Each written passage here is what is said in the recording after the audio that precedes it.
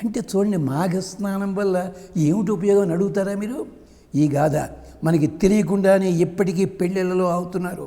దీనికి ఆడవాళ్ళు ఏం చేస్తారు, అది భార్యాభర్తలు ఇద్దరు బండికి కట్టిన 2 ఎద్దులు లాంటి వాళ్ళుట. నీ ఇల్లు బంగారం గారు, మీ ఆలోచనలు ఇప్పుడు ఇలాగే తప్ప దాని మూలం ఎక్కడ వెతకరా మీరు? అది విశేషం. అంటే ఆమెలో తెలియకుండా ఉన్న రోగాలు కూడా తొలగిపోతాయి. అంటే పెళ్లి కూతురు సంపూర్ణమైన ఆరోగ్యవంతురాలు అవుతుంది. ఈ పెళ్లి చేసే మహానుభావుడు ఇంద్రుడితోటి సమానం అవుతాడు. వచ్చే కుర్రవాడు కూడా అద్భుతమైన వాడు అవుతాడని చెప్పడానికి ఇంత కదా. ఇది కూడా మాఘస్నానానికి సంబంధించింది. మరి ఆ మాఘస్నానాన్ని మనం చేయాలా వద్దా ఆలోచించుకోండి అమ్మా. మనకి తెలియకుండానే మన ఇళ్లలో ఎన్ని ఆచారాలు ఇలా ఉన్నాయో చూడండి.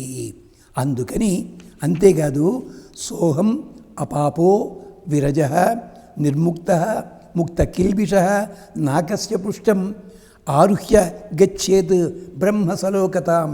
ఇదే జరిగింది అపాలకి. ఏమిటది? సో అహం అపాప, నా పాపాలు తొలగిపోయాయి.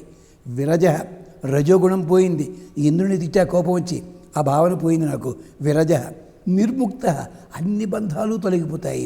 ముక్త కిల్బిష, ఇక పాపమన్నది నా దగ్గరికి రావడానికి భయపడుతుంది. అలాంటిది జరిగితే నాకస్య పుష్టం అతిరుహ్య, నేను పైలోకం దాకా వెడతాను. వెళ్ళడమే కాదు, గచ్చేత్ బ్రహ్మ సలోకతాం, బ్రహ్మగారు కూడా నేను రేపొద్దున్న మా ఆయనతో కలిసి ఇంద్రలోకానికి వెళితే ఆయన కుర్చీలోంచి లేచి, పద్మంలోంచి లేచి, రామా వచ్చావా అట్ట అలాంటిది నాకు లభించుగాక. ఇది వేదమంత్రం, అపాలగాథ. అది కూడా గుర్తుపెట్టుకోండి, రక్షణ కలిగించుకోమనండి, ప్రార్థన చేయండి.